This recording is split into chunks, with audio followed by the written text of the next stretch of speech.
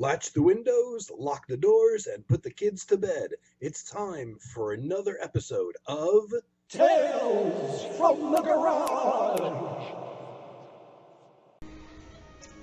Okay guys, I'm back, attempting to do this a second time. As you know, my previous video, where I filmed, which was I think about 37 minutes, I attempted to filmed the whole thing, and then when I hit end record, the video disappeared because I don't know why, because this computer's acting up or whatever. Kind of taking a chance here because the security programs are running in the background. Generally, I've been coming in and turning on the computer an hour or so before I attempted to film videos, but then just tonight, it's kind of late at night, I'm doing another late night video. It was either go to bed or do a late night video, and I just decided, you know what, I'm going to do a video. So if I had cats, like my buddy Carm, they would be up probably right now. This would be their haunting time, their play time.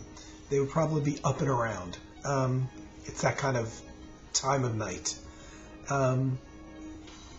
So when my last video or previous video failed, I decided to do the video maybe in two pieces, and the first chunk, which was a short video for me, I did a couple days ago.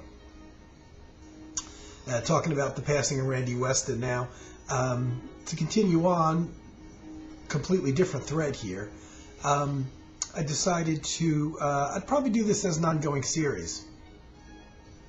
I had spoken a few videos ago about my favorite type of albums are solo albums, where one musician plays all the parts. And I'll be showing more of those in the future. I kind of showed a random selection of vinyl. And again, the reason that I show vinyl is mainly just because it shows up better on the screen than CDs. Now, my CD collection is much larger than my vinyl collection. And when I continue doing this series of my favorite solo albums or my favorite duo albums, very quickly I'm going to be getting to my CDs because I don't have anything in terms of vinyl really comparable to the number of compact discs that I have. And of course, the problem with the compact discs is that they're so small and they don't show up that well on the screen. So I didn't really set out here to pick out my favorite duo albums. Rather, I had on my floor just a couple of stacks of albums, and I just flipped through them, and the ones that were duo albums I pulled out. So, by no means is this even necessarily a sample of my favorite duo albums, even though a lot of them, looking at them here, do fall into my favorites. Rather, it's just kind of what I have, looking at them. It's like a baker's dozen here. There's none that I don't like, because if I didn't like them, if I didn't think they worked musically or anything, I wouldn't show them. I would just go find another one. But the selection is random. It's not meant to necessarily represent, here's my 12 or 13 favorite duo albums. It's just what I have, though I do love all of these. And there's a whole bunch here that I have on vinyl that I don't even have on CD yet, mainly because I missed out on the CDs. The CDs came in print and were only available for a short window of time, and I didn't pick them up then, which is very frustrating. And I'll point those out when I get to them. These are in no special order. The first one falls into two categories. It falls into both my favorite categories. It is both a solo album and a duo album, which I've shown and spoken about before, Jack DeJohnette's Pictures. This happens to be one of my favorite albums of all time of Jack's. This goes all the way back to 1976. It's both a solo album and a duo album. It's got 6 tracks on it. 3 tracks are just solo Jack playing drums, piano, and organ. And the other 3 tracks are Jack with John Abercrombie playing electric and acoustic guitars. So this is the one album I'm going to show that actually has both of my favorite permeations of musicians on them, and that's a solo album and a duo album, all the way back to 1976. Thankfully, I do have this on CD, because it gets a lot of spins. Another one that definitely falls into my favorites list, and I think I've shown this before. This does fall into my favorites, not only as a duo album, but as a favorite for each of the two musicians involved. And it's a really great album. Actually, this is also from 1976, recorded in 76 as well as the previous one. And again on ECM, John Abercrombie and Ralph Towner's Sargasso Sea. 5 years later, they did another album in 1981, another duo album, but I actually prefer this one over that one. It's just a combination of some tracks composed by John Abercrombie, some by Ralph Towner, and some by both of them. Fantastic duo album. And I'm not really a fan of guitar duos, and I love this album. Mostly with guitar duos, there's too much trying to, I don't know if outplay each other is necessarily how you would describe it, but there's a lot of swapping solos back and forth, and let's see how fast I can play. And I'm not generally a fan of that. Also, with two or more guitarists, you can't tell who's playing what. But that is not the case with this because of the instrumentation. Ralph Towner plays only classical guitars, and which is nylon string guitars, and acoustic 12-string guitar. And John plays electric guitar and electric mandolin. Very easy to pick those out from the acoustic guitars. And in the instance that he does play, which might only be one track, in the instance that John Abercrombie does play a 6-string acoustic guitar, Ralph happens to be playing the nylon string classical on that track. And if you have any ears at all, it's very easy to tell one instrument from the other. So you can always tell what each musician is doing. And I always hope these guys were, I saw these guys play live, it was either 1981 or 1982 in New York. And I always kind of wish they only did the two albums together, and the last one was in 1981. I always kind of hoped that they would get together again, but I guess it wasn't to be. Great album, though. On to some non-ECM stuff. I don't really think of this as a duo album, but when I pulled it out, I thought, well, this is a solo album, a Harold Budd solo album, Abandoned Cities. It's got only 2 long pieces on it. One's like 20 minutes, the other's 23 minutes. It is probably, I would say, Harold's darkest album. Harold plays just electronics on here, electronic keyboards. But way down in the mix, and if somebody played it for you, you wouldn't pick it out as a guitar, but there is Eugene Bowen, who plays guitar on this. Now, it sounds like the guitar is played through a guitar synthesizer, and if you didn't read in the credits that there was a guitarist on this, you would think that the sounds that you're hearing coming from the guitar is actually just another setting on the keyboard. It sounds that much like a synthesizer. You don't actually hear the percussive side of the guitar strings being played. It's a very processed sound. And it's very much in the background, the guitar on here. Like I said, 2 long pieces. I wouldn't recommend anybody start their Harold Budd collection with this unless they like really dark music, because it is that dark. It's not really representative of Harold Budd's work, but actually it's just about my favorite thing of his. And the pieces are very long and unchanging, and it's only decades later, because I picked this up when it came out, probably 1984. Only decades later did I read that it sounds like, and indeed this is probably a looped piece, where there's a few minutes of the original music, and then it's looped for the rest of the duration of the 20-plus minutes.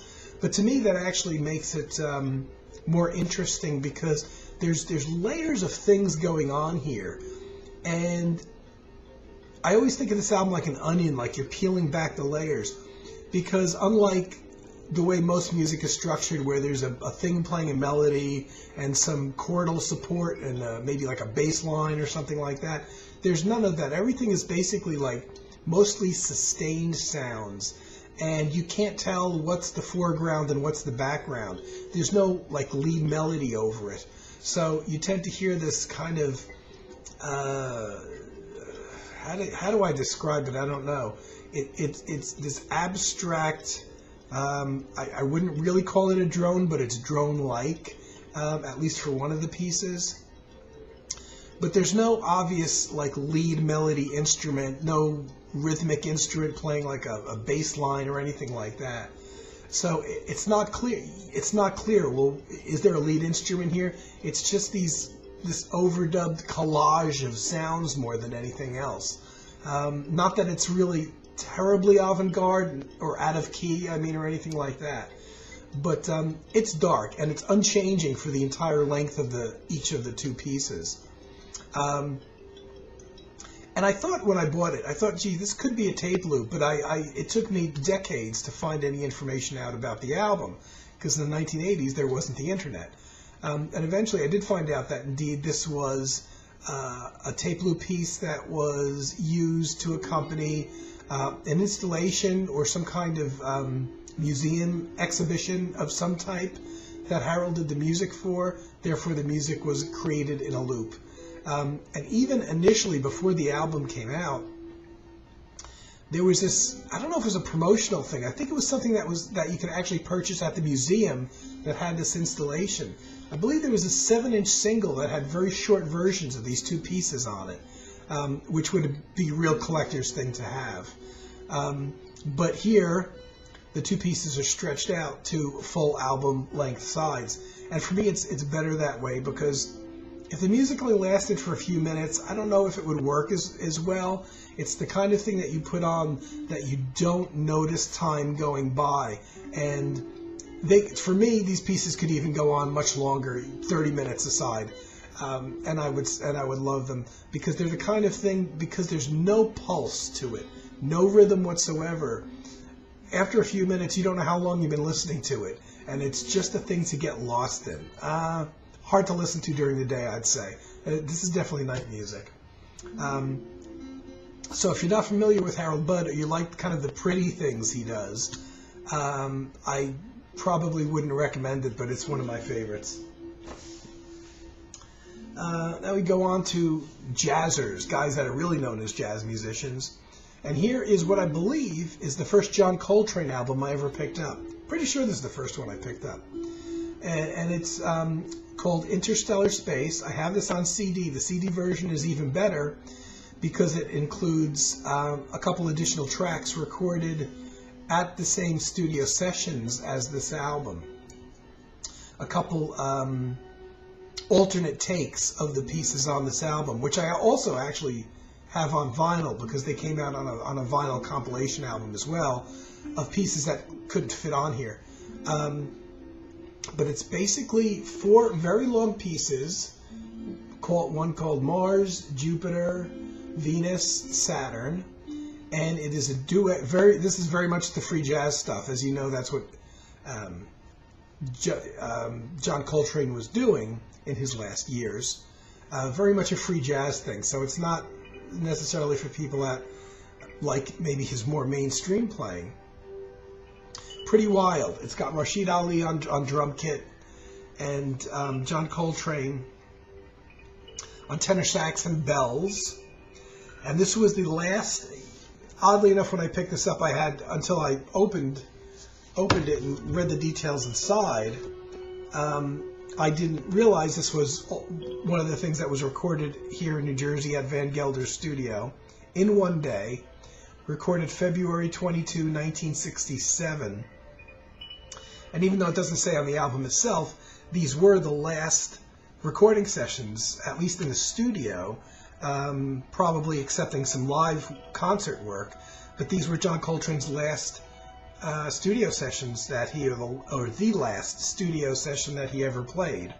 And he did it just as a duet with Rashid Ali on drums. Very wild stuff. I always think of free jazz as being the heavy metal of jazz. And just these 4 long pieces, recorded, as I mentioned, in the Van Gelder studio, and available on CD with 2 outtakes of 2 of the pieces as well. Pretty wild stuff. And John's last. It's weird that the first John Coltrane album that I picked up, not the first music I had, because I had him playing with Miles Davis Quintet in the 1950s. But the first album I picked up of him as leader happened to be the last thing he recorded. As a matter of fact, I don't think this came out while he was alive. By the time this came out, I believe he had passed away.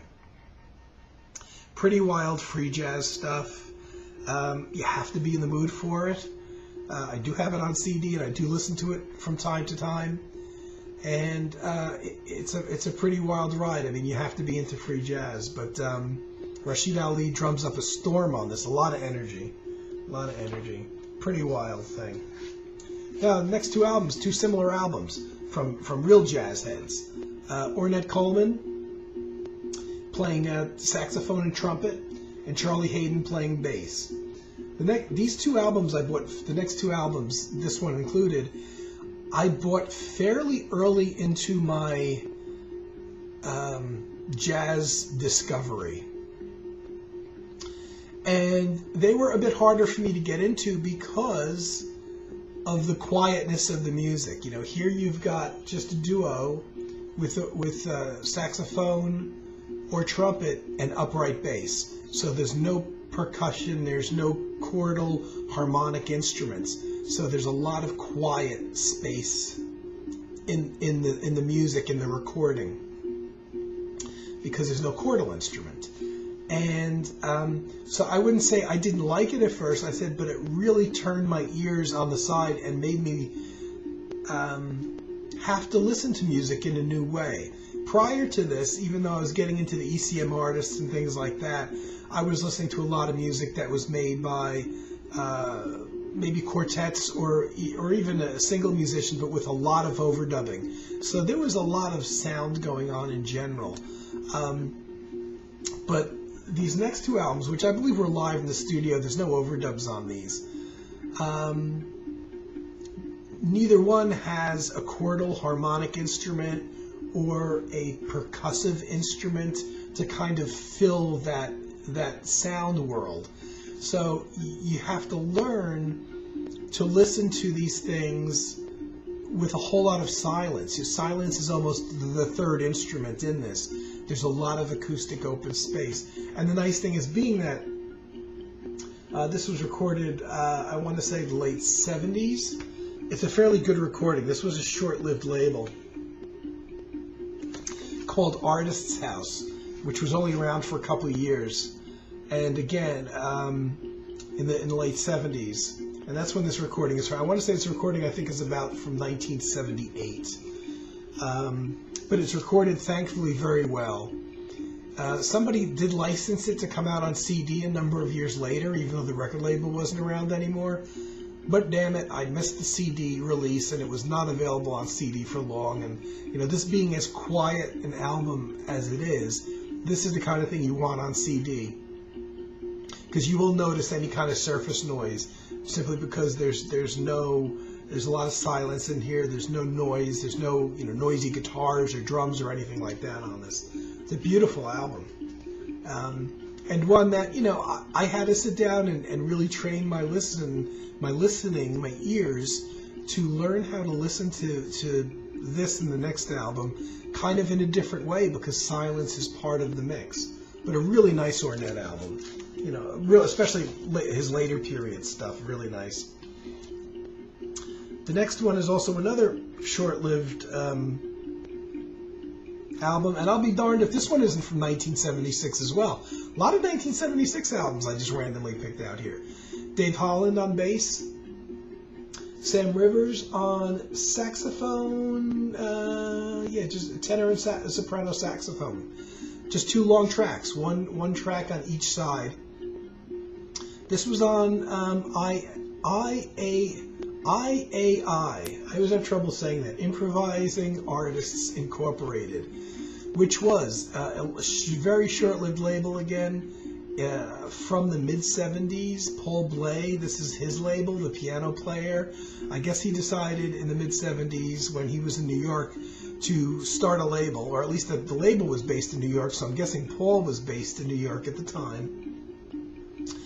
And I guess he wanted complete control of the output of his own output, because most of the albums featured him, and give the chance of other musicians an open door policy to create whatever they wanted to create.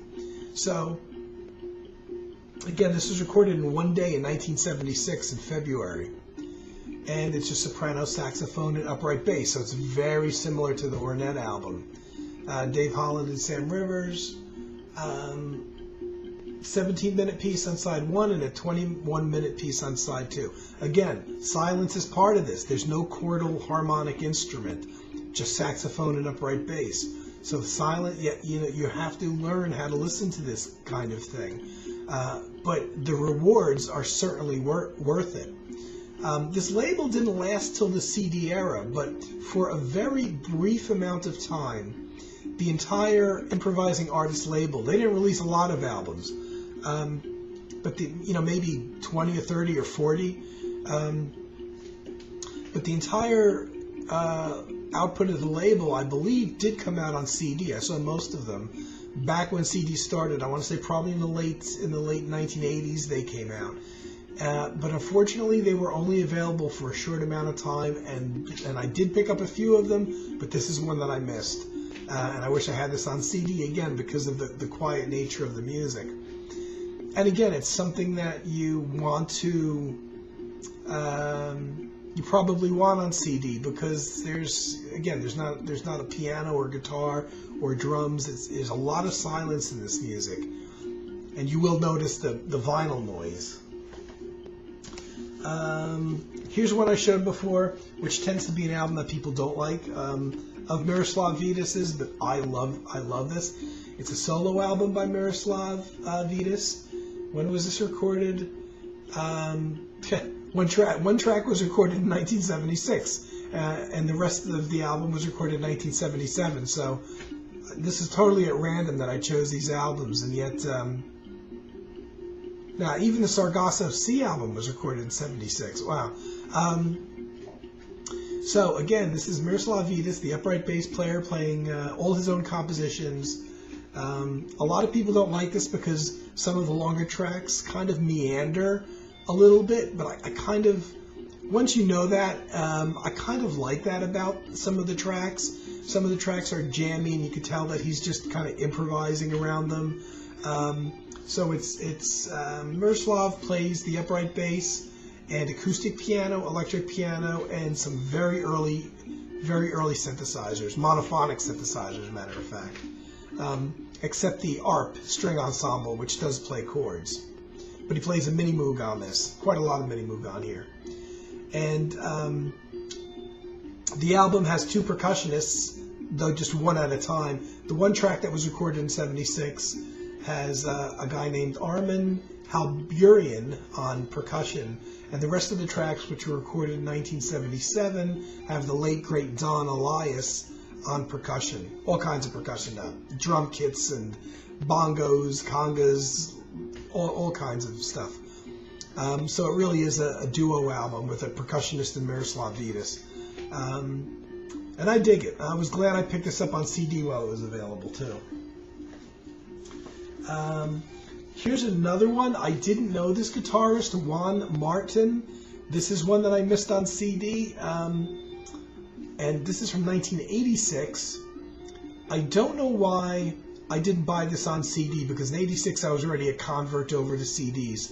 The only thing I could think of is the store didn't have it on CD, because I think pretty much that was the only reason why I wouldn't have been picking up CDs by 1986 or 87.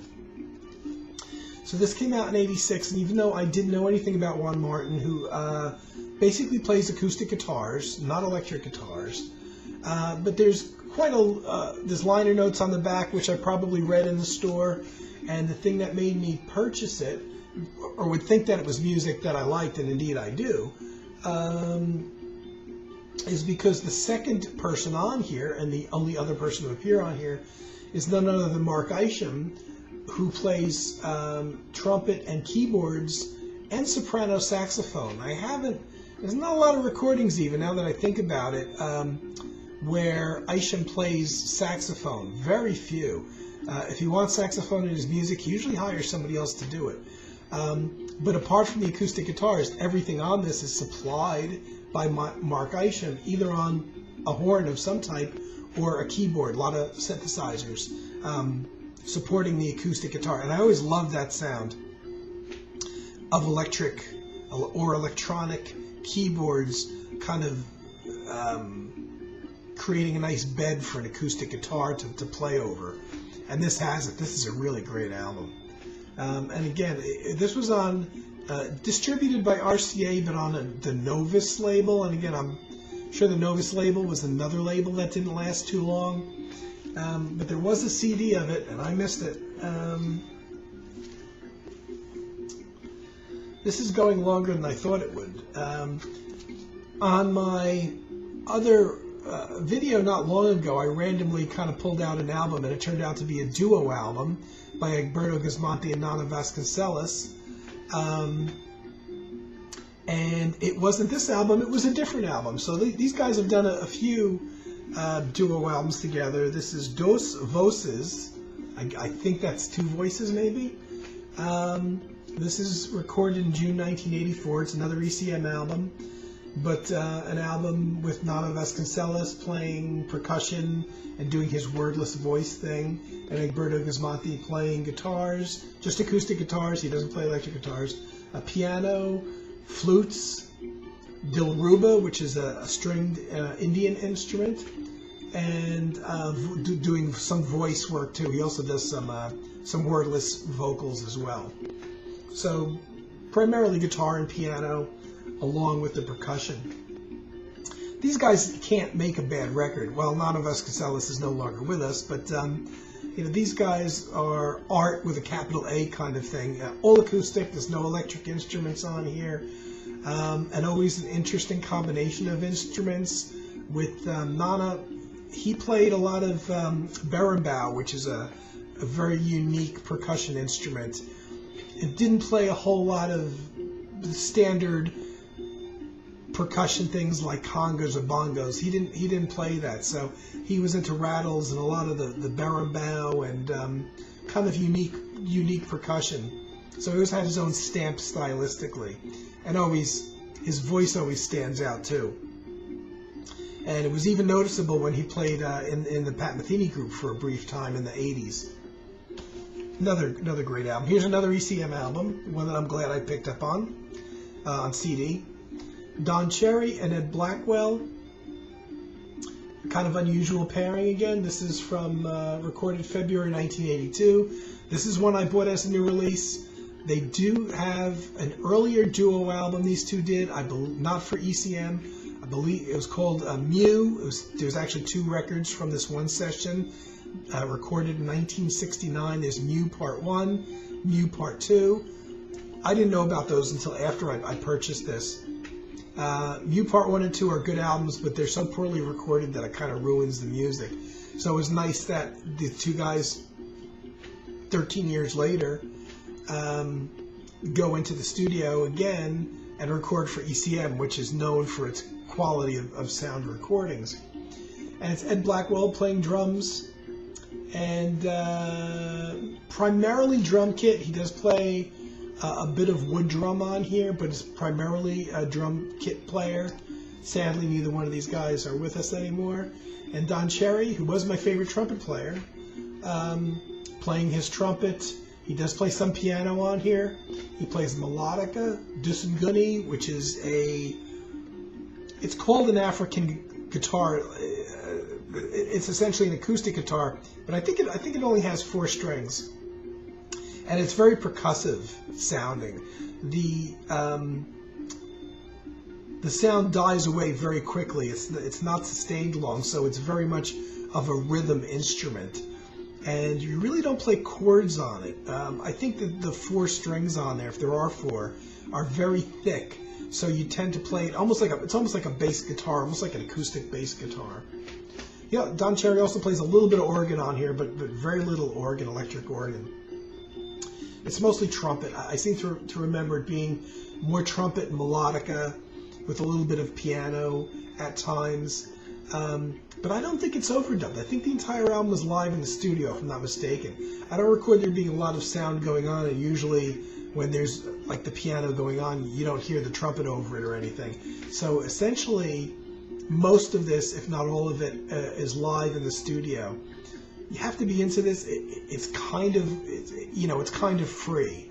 Not free jazz in terms of the screeching wild horns part of it, but a lot of it is sounds like it's improvised pretty much on the spot. Very much a world music kind of vibe. It's going kind of long, and I'm getting kind of worried that this isn't going to work again, but I'm going to just go on and maybe cut a couple albums out and show you this one. Steve Ellifson, this is another ECM, recorded in 1981 in January. I bought this as a new release. I didn't know anything about Steve Ellifson, and there's very few other albums by him available. I believe he was South African. He's an acoustic guitarist, doesn't play electric, strictly acoustic guitar. But I did know Colin Walcott, who plays percussion on here. And Colin Walcott was the percussionist of Oregon, who died, I don't know, was it 83 or 84 that he died in a bus crash. Relatively young man. I want to say he was 39 when he passed away. I'm guessing now, strictly from memory. But he was around that age. So it's Colin Walcott supporting on percussion and Steve Ellifson on acoustic guitars. This is a really good album. It's the only album that Steve Ellifson recorded for ECM, and I don't even know if he has any other albums out. I believe he no longer even plays. I think after this he may have stopped playing. There was a story that I found on the internet once that Manfred Eicher did want him to record another album for ECM, but it just didn't happen, and Steve Ellifson got into an accident, and I think he broke a leg or an arm or something like that, and so the second album that he was to make for ECM never got made, and I think he stopped playing after that even. Don't know if he's picked it up since. But this is maybe a little bit obscure because Steve Ellifson is not well known, and he did only record this one album for ECM, and I don't think he's got a lot of other albums out there. But a really nice acoustic guitar and percussion album. I got a couple others, but I'm going to keep this going as a thread, so just so I don't go on for over 40 minutes, I'm just going to stop here. Say thanks anybody who watches these, and hope everybody's doing well, and I will be back soon, hopefully. Take care, everybody. Tune in next time for more Tales from the Garage.